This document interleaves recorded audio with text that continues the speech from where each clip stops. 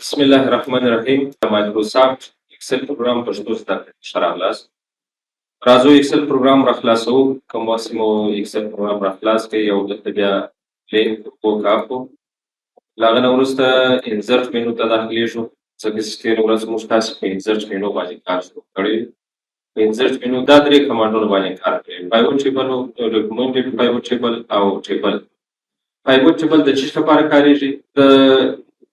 معلوماتو د تجزیه کولو لپاره کاریږي، یعنې معلومات په فولس ډول په سکرین باندې شو کول، ښکاره کول، دې ته پایوټ ټیبل ویل کېږي. او بل ساده ټیبل د هغه موږ تاسې په وډ پروګرام کې ویلی یو، دلته موږ تېره ورځ کار ورباندې وکړی، انشاءالله مشکل به نه وي پکښې. نن ورځ راځو په السټریشن پارټ باندې کار کوو. د السټریشن پارټ مربوط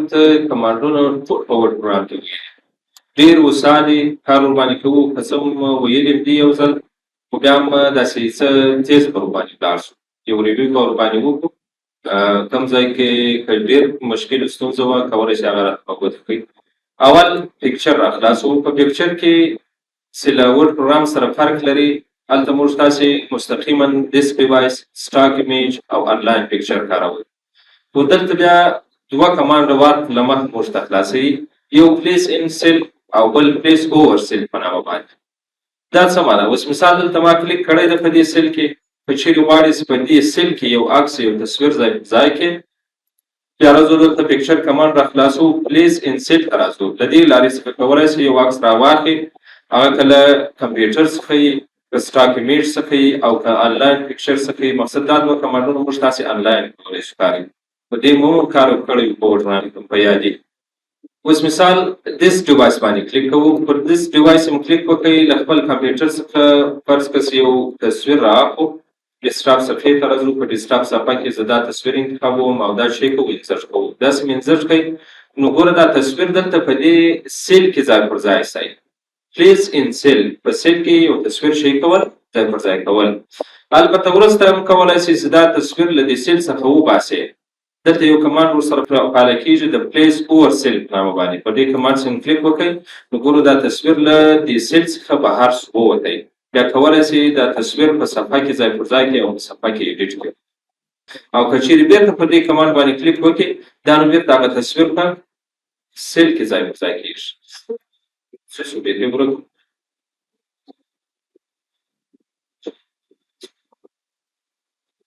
دغه راغلی. دې کمانډ کلیک وکړو، دې طرف ته بیا راوړو، او له هغه نه وروسته بیا پر پلیس اوور سیل باندې به کلیک وکړو. په دې سم کلیک وکړئ، نو اوس ګوره دا تصویر په هغه سیل کې ځای پر ځای شو. صحیح ده؟ مقصد ګوره دغه تصویر که چیرې په دې سیل کې ځای پر ځای کړو، پلیس ان سیل باندې کلیک وکړو، بیا دلته د تصویر مربوط هغه مینو نسئ کولی شئ کار، نه په دې پکچر کې بیا ایډیټ کولی شئ. دلته ایډیټ شوي تصویرونه کولی شئ راواخلئ او په یو سیل کې ځای پر ځای کړئ. مقصد د یوې لوګو د ځای پر ځای کولو لپاره کاریږي. او که چیرې پر دې کمانډ باندې کلیک وکړو، یعنې له دې سیل څخه یې بهر کړو، دا تصویر وباسو، بیا چې پر دې تصویر باندې کلیک وکړو، د دې تصویر د ایډیټ لپاره بیا یوه جلا ځان ته بله مینو اضافه کېږي، فرعي مینو چې پکچر فارمټ په نامه یادېږي. ته کولی شئ چې مکمل تغیرات د دې مینو له لارې په دې تصویر کې راولي. راځو داسې تیز ریویو ورباندې وکړو. په دې پکچر فارمټ مینو کې اول کمانډ د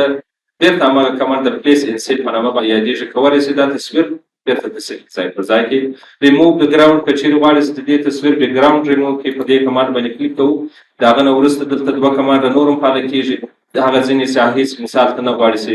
ریموو شي، یا مثال غواړئ چې ریموو شي، نه کولی شئ له دې کمانډونو څخه کار واخلئ. کوم تغیرات چې مو راوستل، پر کیپ چینج باندې کلیک کوو، هغه تصویر راسره ثبتېږي، په هغه شکل ایډیټ کېږي. بل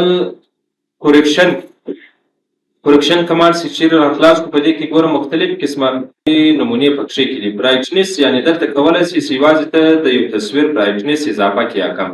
که چیرې یو تصویر تا نیولی، هغه تصویر روښنایي ډېره زیاته وي، نه کولی شئ دغه تصویر روښنایي یا برایټنس ورته کم کړي. یا مثال یو تصویر د نیولی یا توره پرده ورباندې راغلي، کولی شئ دلته برایټنس ورته زیات کړئ، روښنایي ورته زیاته کړئ او تصویر روښانه درسره معلوم شي.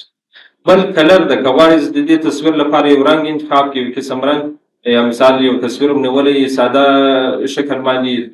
تور و سپین تصویر یې، نه رنګ ونه لري کولای شي وروسته هم دلته د دې کمانډ له لارې د کلر له لارې یو رنګ ورته انتخاب کړي مقصد مختلف قسمه رنګونه پکښې کې دي کولای شي یو رنګ ورته انتخاب کړي آرټسټیټ افیکټ که چیرې راشو په دې کې نور مختلف قسمه افیکټونه موجود دي کولای شي د تصویر هغه مختلف قسمه افیکټونو ته واړوي خو دا اصل کې د رسامۍ لپاره کارېږي اوس مثال دی د تصویر د شکل تړول لکه رسم شوی سي نو آرټ خپله څه شی ویل کېږي رسامي ته ویل کېږي آرټسټیک افیکټ یعنې د رسامي افیکټونه یا ډیزاینونه پکښې کې دي بل ترانسپرنسي کې کولی شي دلته هغه تصویر په صفحه کې خام کې یا تیز کې دې لپاره کارېږي او بل کمپریس پکچر کې که چیرې اوس مثال غواړي د دې تصویر اضافه ساحې ډیلیټ کې ریموو کې یا مثال د دې تصویر ریزولوشن وګوري سایز وګوري مثال د دې تصویر سایز څو ده نه هغه بیا پر کمپریس پکچر باندې کلیک کوو پر دې سم کلیک وکړئ یو بل ډایلاګ باکس خلاصېږي په دې ډایلاګ باکس کې اول ګوره اپلای اونلی ټو دیس پکچر په دې پکچر باندې که چیرې یو ساحه موږ تاسې ډیلیټ کړو یا خراب کړو صحیح ده هم کولی شو د دې تصویر سایز کم کړو یا اضافه یعنې د اضافه ساحې په کرپ کولو سره په ډیلیټولو سره کولی شو د دې تصویر سایز کم سره خلاصېږي اوس فرض کړه مثال د دې تصویر سایز ټول مکمل شو ام بي د 2 ام بي ده که چیرې کمپریس پکچر ته راشو او موږ تاسې دلته یو بل ریزولوشن ورته انتخاب کړو کولی شو د دې تصویر سایز کم کړو مثال 1.5 ام بي ته راواړو یا مثال 2 ام بي ته واړو د دې کمانډ د عملي کولو څخه وروسته د تصویر سایز څه کېږي کمیږي سره خلاصو نو ګوره دلته ځینې نور ریزولوشنونه پکښې کې دي یو های کوالټي والا ریزولوشن د بل ایچ ډي کوالټي والا ریزولوشن د بل د پرنټ ریزولوشن د ویب ریزولوشن د همدارنګه د ایمیل ریزولوشن د ځینې تصویرونه چې دي هغه د هغو لپاره دا ټول ریزولوشنونه لپاره او د ځینې لپاره بیا پانه نه کولی شي د هغه لپاره یوازې یوز ډیپورټ ریزولوشن دا عادي ریزولوشن شی کې ورته انتخاب کړي نو ګوره دلته د دې تصویر لپاره یوازې ایمیل ریزولوشن او یوز ډیپورټ ریزولوشن کولی شي انتخاب کړي ځینې تصویرونه چې د هغه لپاره که چیرې غټه کوالټي والا تصویر یې نه مثال آیفون موبایل کې یو تصویر نیولی د هغه کوالټي بیا زیاته وي هغه کولی شي مثال دغه های کوالټي والا ریزولوشن هم ورته انتخاب کړي ایچ ډي ریزولوشن هم ورته انتخاب کړي پرنټ ریزولوشن ویب ریزولوشن ایمیل ریزولوشن مقصد د هر یو جلا جلا ځانته کولی شي ګټه دا ده چې د دې تصویر سایز اضافه کېږي یا کمیږي اوس مثال داسې ته فلاش ته لیږې که چیرې په فلاش کې هېڅ فرق نه کوي چې زیات یې خلا شي دا کوالټي یې سم وي برابره وي او که چیرې ریزولوشن کم شي بیا نو کوالټي هم ورسره کمیږي اوس ګوره موږ تاسې چې یو تصویر ونیسو په موبایل کې د کیمرې په واسطه باندې هغه په موبایل کې ښه سم ریزولوشن لري یعنې کوالټي یې زیاته وي ایچ ډي په شکل باندې راته شو کېږي که چیرې دا په دغه کې ولېږو واټساپ کې یو بل ملګري ته ولېږو بیا کوالټي کمیږي یعنې خپ راځي بیا نو که چیرې د دې تصویر د تا سره چې په موبایل کې دا هغه تصویر چې خپل ملګري ته په واټساپ کې لیږلی ده د دوی دوو سایز که چیرې سره پرتله کې د هغه سایز به کم وي نسبت دې تصویر ځکه چې هغه سایز بیا چې شته اوښتی ویب ریزولوشن ته اوښتی ګوره دلته د ویب ریزولوشن جلا څه خپل ریزولوشن یو ایچ ډي ریزولوشن د مثال دغه ایچ ډي او های کوالټي ریزولوشنونه چې دا یوازې دلته په تصویر پر سکرین کولی شي شو کې یا ښکاره او پرنټ چې یوازې کولی شي هغه تصویر چې مثال ته پرنټوي د هغه لپاره دا ریزولوشن انتخاب کړي ایمیل ویب که چیرې اوس مثال واټساپ کې په فیسبوک کې دغسې په یو بل سوشل میډیا کې دغه یو تصویر لیږي خپل ملګري ته د هغه لپاره ویب ریزولوشن ورته انتخاب کړي او که غواړئ په ایمیل کې یوازې خپل ملګري ته بیا ایمیل ریزولوشن ورته انتخاب کړه او دغسې خپل یوز ډیپورټ ریزولوشن د دا د خپله د دې تصویر عادي ریزولوشن راته ښیي بل کمانډ د چینج پکچر دا تصویر په بل تصویر بدلول اوس مثال دا تصویر ما دلته راخیستې ده که غواړئ چې دا تصویر په بل بدل کې له کمپیوټر څخه هم راخیستی شئ له سټاک امیج څخه هم کولی شئ کار ځینې واخلئ فرام انلاین سورس د انټرنیټ د سرچینو څخه هم کولی شئ کار واخلئ پرایم آیکن له دې آیکنونو څخه هم کولی شي کار واخلي مقصد دا درې کمانډ چې دي دا په غیر له انټرنیټ څخه کارول که چیرې انټرنیټ سره فعال وي کولی شي له انټرنیټ داخل شي بیا له انټرنیټ څخه سټاک ایمیج ته ولاړ شي یا مثال انلاین سورس ته ولاړ شي یا آیکن راخلاص کړي او بیا دا تصویر په هغه ایکن یا تصویر باندې شي کې تبدیل کې بدل کې او کچېرې د دې کمپیوټر څخه کار اخلي په خپل کمپیوټر کې کدي چیرې نور تصویرونه پراته وي اوس مثال غواړم چې دا تصویر په بل تصویر بدل کړم راځم دلته یو بل تصویر کلیک کوم او دا شی کوو انسرټ کوو هغه مخکنی تصویر په دې عکس یا په دې تصویر باندې بدل شو بل کمانډ د ریسک پکچر په نامه باندې ریسک پکچر کچېرې په دې تصویر کې ایډیټ کړی وي سات تغیرات هم کې اضافه کړي کغواړي دا تغیرات ریسټ کې لسره کې بیرته نه یا مثال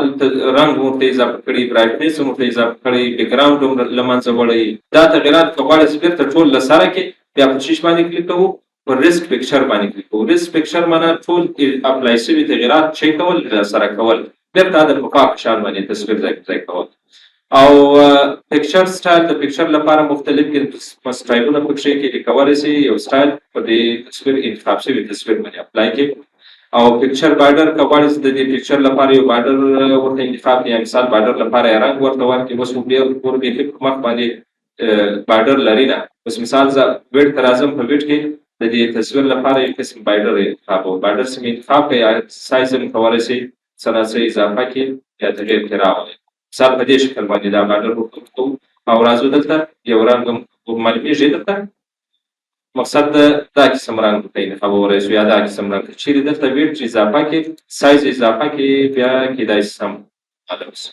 اوس ګوره کولای شي دلته یو رنګ مو ته انتخاب کې او کچې نو با اوټ لاین ورته کلیک کو بیا به کې د تصویر څخه اوټ لاین یا بارډر شي دی استګری پکچر افیکټ تصویر لپاره نور مختلف قسمه افیکټونه موجود دي کولای شي لدی افیکټونو څخه کار واخلي مقصد دا ټول د چش لپاره کاریږي د تصویر د ایډیټ لپاره کولای شي دا کار کو ال ټیکسټ دا د دې تصویر په اړه باندې ډیسکرپشن یا معلومات اضافه کول مثال دا تصویر د چش په اړه د چش تصویر ده نه ال ټیکسټ باندې کلیک وکړو دلته یو خانه اضافه کیږي یو سیل اضافه کیږي په دې سیل کې کولای شي د تصویر ډیسکرپشن په اضافه نو د دې ګټه شي د دې ګټه بیا ان شاء الله په ریویو مینو کې وای په ریویو مینو کې د چک اکسسیبিলিټی کمانډ لري اوس مثال یو تصویر هم د ایکسل صفحه اضافه کړی ده هغه ایکسل پروګرام د تصویر پیژنې نه او موږ تاسو دلته چک اکسسیبিলিټی کمانډ ورته کلیک وکړو کېدای شي دلته یو غلطي یو ایرر راته راوړي مثال دا تصویر سټایل اضافه کړی دا د کمپیوټر نه پیژني دا پروګرام یې نه پیژني دا د چش په اړه ته کولای شي دلته د دې تصویر په اړه باندې ډیسکرپشن اضافه کړي هغه نو بیا ریویو مینو ته دلته کولای شي سراس اوس مثال چک اکسسیبিলিټی کمانډ سره خلاص کې ار چیکس باندې کلیک کوو په دې سم کلیک وکړئ لدی لارې کولای شي ډیسکرپشن یا معلومات د تصویر په اړه اضافه کړي او دا تصویر په دې پروګرام باندې وپیژني بل کمانډ په پکچر فارمټ مینو کې پکچر لیاوټ د دې تصویر لپاره یو قسم شکل غوره کول نو ګوره دا مختلف قسم لیاوټونه پکې کې دي شکلونه پکې کې دي هر قسم شکل ستادل تکلیف کوي کولای شي دا شکل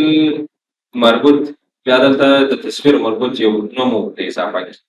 صحیح ده مقصد دا یو لیاوټ دی یو شکل ده خدا لیاوټونه د سمارټ آرت ډیزاین مربوط لیاوټونه دي شکلونه دي دا ان شاء الله په انزرټ مینو کې بیرته الستریشن پارت سمارټ آرت راسو بیا په سره خلاصیږي یعنی کچېرې غواړي دا تصویر سمارټ آرت ډیزاین ګرافیک شکلونه ته واړی بیا نو دلته په پکچر فارمټ مینو کې د دې پکچر لیاوټ څخه کولای شي استفاده وکړي او کچېرې بیرته په ریس پکچر باندې کلیک وکړو هغه تغیرات چې موږ تاسو په دې تصویر کې اضافه کړي دي هغه بیرته شي کوي ټول سره کوي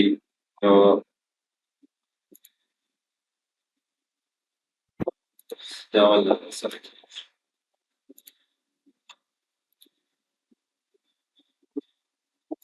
کله کله داسې مشکل پیدا کوي ښه بل د ارینج پارت هم ډېر اوسا کمانډونه پکې کې دي برینګ فارورډ کمانډ سینډ بیکوارډ کمانډ یعنی یو تصویر تر بل تصویر رامخته کول یا وروسته کول اوس کچېرې غواړئ له دې تصویر څخه یو بل کاپي واخلئ کنټرول جمع ډي باندې کلیک کوو وګوره کولی شئ بیا یو کاپي ځینې واخلئ اوس مثال دلته په دې تصویر ما کلیک کړی ده هغه تصویر چې دغه سټایل ورته تغیر کړی سیده دا ګوره اوس انتخاب زه غواړم چې دا تصویر په دا بل مربع شکل تصویر شاته کړم بیا مخته کړم نه بیا نو دا کمانډونه پاله کېږي برینګ سینډ بیکوارډ شاته وړل او سینډ بیکوارډ بیرته چی کول رامخته کول سلیکشن پین شي طرف ته دلته یو لیست پاله کېږي په دې لیست کې د ټولو تصویرونو نومونه راته شي او ټول تصویرونه په صفحه کې کولای شي شو کې یا هم شي کې هایټ او جلا جلا هر یو کولای شي په دې سترګه علامه باندې چې کلیک وکړي هغه په صفحه کې کولای شي هایټ کې یا پټ نو دا کمانډونه چې دي د خپل په ورډ پروګرام کې به درې واره کېدای شي ویلي ان شاء الله ډېر اوسا کمانډونه دي کار ور باندې وکړي که څه مشکل وو بیا ویډیو باندې کنټرول جمع ډي باندې کلیک وکړي کولای شي د تصویر یو دغه کاپي واخلي او دا څنګه کولای شي کوم واسه دی یو تصویر انتخاب کې کنټرول سره ونیسه او په دغه تصویر باندې کلیک وکړه هر طرف ته دا تصویر کاش کې هم کولای شي یو کاپي څخه واخلي دغه چې کرپ کمانډ لرو روټیټ کمانډ لرو کولای شي دا تصویر یو بل طرف ته وړ یا وچرخه نه نو بیا موږ تاسو په شش باندې کلیک وکړو د کمانډ باندې کلیک وکړو د سم کلیک وکړئ هر تصویر چې انتخابي هغه کولای شي په خپل درجه باندې یو بل طرف ته واړی او بل ګروپ کولای شي دا تصویرونه یو ګروپ څخه جوړ کړي یو ګروپ ته واړی هغه څنګه دوه درې تصویر انتخاب کړو نو بیا کولای شي دا کمانډ باندې کار کوي واقعي مقصد دا کمانډ ولا غیر فعالی نو ګوره د څو تصویرونو د انتخابېدو طریقه درته ښایم بس مثال یو دا مربع شکل تصویر انتخابو صحیح ده یو دا بل سرکل شکل تصویر انتخابو د دې تصویر اوس مثال دې تصویر څخه کلیک وکړئ دا بل څه کلیک کوم بل بیرته انتخاب څخه وځي نو کباړې چې دواړه انتخاب کې یو کلیک کوو کنټرول بټن ورسره نیسو په کیبورډ کې بیا په دې بل تصویر باندې کلیک کوو نو بیا دواړه شي انتخاب شو دواړه کولای شي یو ګروپ ته واړی یا هم بیرته شي کې له ګروپ څخه وباسي یا په هغه کمانډ کې د ان ګروپ علامه باندې یو بل کمانډ باندې کیږي کولای شي دا بیرته شي کې د ګروپ څخه واړی یا وباسي کرپ دا تصویر اضافه څخه کرپ کول لمنځه وړل بس مثال دې تصویر باندې کلیک کوو غواړم چې د دې تصویر اضافه څخه شي کوم کرپ کوم دا سمې کرپ ورته کلیک کړئ ورته نقطې پاله کیږي د دې نقطو په کشولو سره یو بل طرف ته کولای شي هغه اضافه څخه شي کې خاتمه کې د تصویر نو بیا چې بیرته پر دې کرپ کمانډ کلیک وکړو هغه اضافه څخه د تصویر شي کېږي کرپ کېږي یا ختمیږي او سایز کولای شي د تصویر لپاره اضافه کې هغه که هایټ وي که ویټ وي د دې لارې کولای شي دلته په دې تصویر باندې سم کلیک وکړئ په دې کنجانو کې کومه نقطې پاله کېږي د دې نقطو په کلیک کولو سره یا کشولو سره سایز اضافه کېږي رقم کېږي بیرته راځو انسرټ منو ته انسرټ منو کې بل کمانډ د شیپ په نامه باندې شیپ شکلونو ته ویل کېږي که غواړئ چې دلته په صفحه کې یو شیپ رسم کړي یو شکل رسم کړي ګوره په دې لیست کې مختلف قسمه شکلونه پکې دي اوس مثال زه راځم په دې شیپ باندې کلیک کوم او دا شیپ دلته په صفحه کې رسم صحیح ده نو کوم واسم یو شیپ رسم کړي یو شکل هم رسم کړي د دې شیپ مربوط یو بل مینو اضافه کیږي فرعي مینو چې هغه ته بیا شیپ فارمټ مینو ویل کېږي یو ګوره پکچر فارمټ مینو او بل شیپ فارمټ مینو مقصد دا مینو بیا یوازې د شیش لپاره کاریږي د دې شیپ د ایډیټ کول لپاره کاریږي دلته ګورئ انزرټ شیپ د شیپونو هغه لیست دلته هم کولی شي کار کې مستقیما نو زموږ تاسې د کار د اوسایي لپاره دلته ځای پر ځای کړی دی کولی شي نور شیپونه راواخلئ او هغه په صفحه کې رسم کړي ایډیټ شیپ په کچېرې غواړئ چې په دې شیپ کې نور ایډیټ وکړي تغیر کې راولئ راځو چینج پکچر باندې کلیک کوو مثال دا شیپ غواړم چې بل شکل ته غواړم دې شکل ته اړوم نه یا مثال غواړم چې په دغه شکل کې نور ایډیټ وکړم یو بل طرف ته اوس ګوره دلته پر ایډیټ پوینټ باندې کلیک وکړئ دلته ګوره نقطې پاله کېږي د دې نقطو په کشولو سره یو بل طرف ته کولی شي په هماغه شکل کې خپله خوښه باندې ایډیټ وکړي تغیر کې راولئ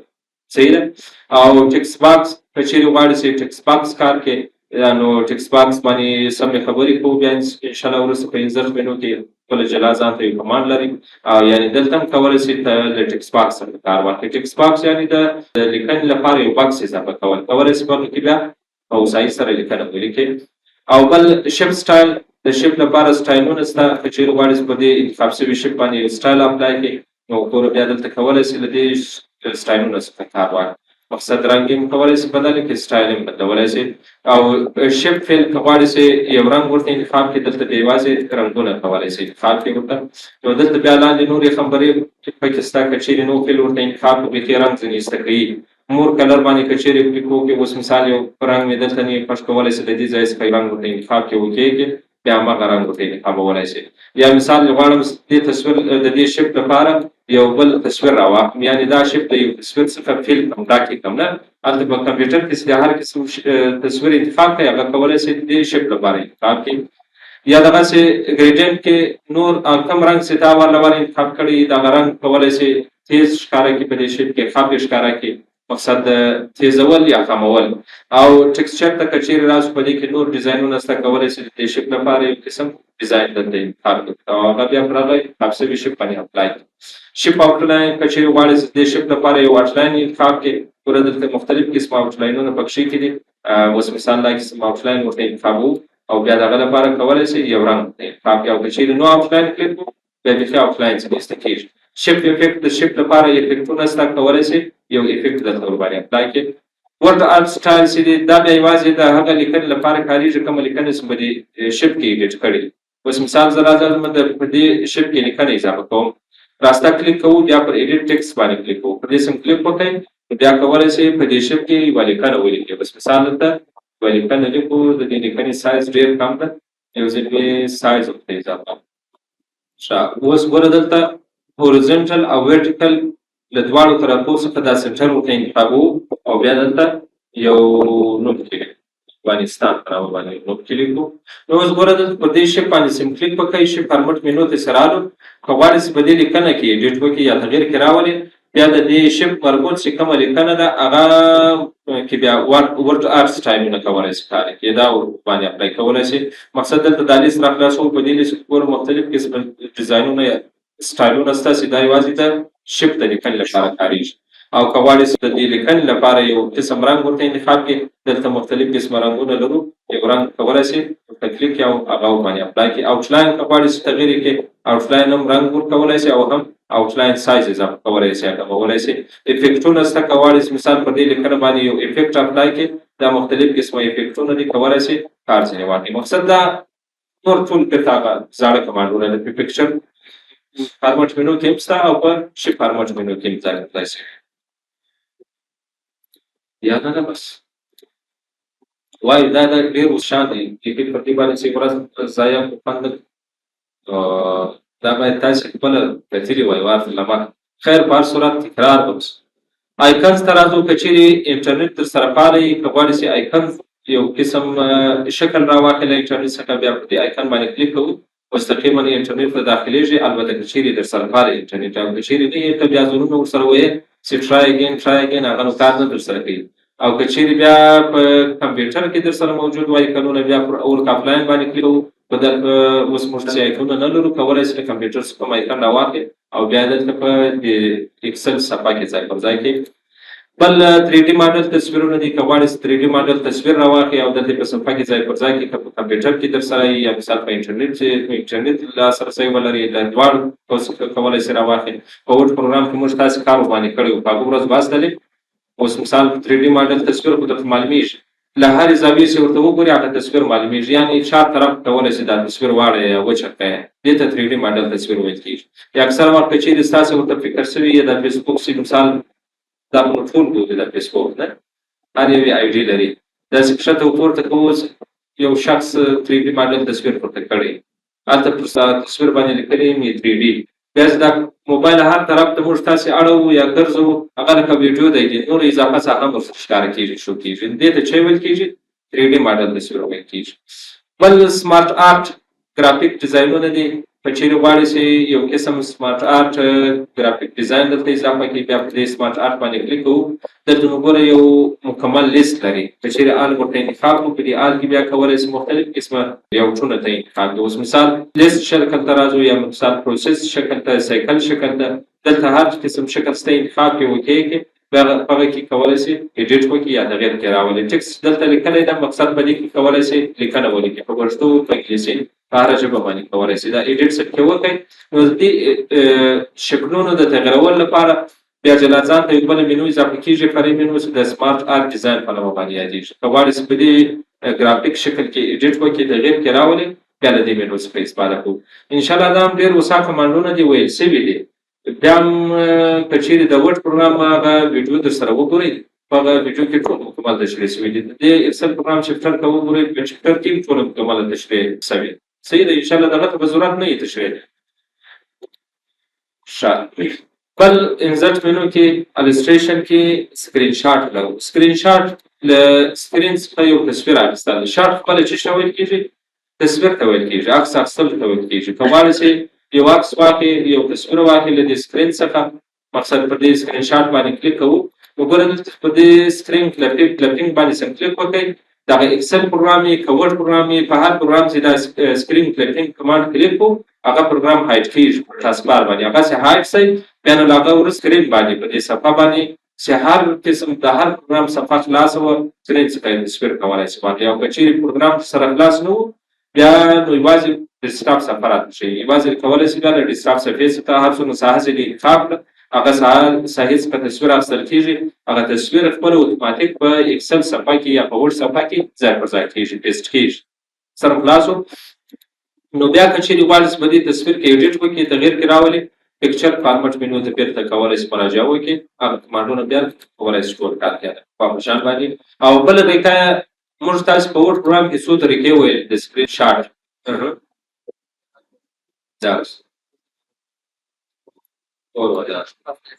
مقصد زده هم دی، طریقې مو هم زده دي، خو بیا هم زه مې درته تکرار کړم. اوس که غواړئ چې له یو مشخص ډایلاګ باکس څخه تصویر واخلئ، یو مشخص کمانډ څخه تصویر واخلئ، الټ بټن ورسره نیسو. الټ بټن چې ونیوله ګوره دلته پر سکرین باندې په دې پروګرام کې له هرې مینو سره یا مثال له هر کمانډ سره یو عدد یا حروف ښکاره کېږي. یعنې ته کولی شې هغه مینو یا کمانډ مشخص کمانډ د دې حروفو یا د دې اعدادو په کلیک کولو سره خلاص کړي. بس مثال هم مینو ته راځو. هم مینو په څه شي راخلاصېږي؟ په ایچ راخلاصېږي. زه غواړم چې په هم مینو کې له نمبر پارټ څخه تصویر واخلم. نمبر پارټ بیا په څه شي راخلاصېږي؟ په ان راخلاصېږي، ځکه چې دلته نمبر پارټ سره خپله د ان حرف موجود دی. په ان باندې سم کلیک وکړئ نو بیا ګوره د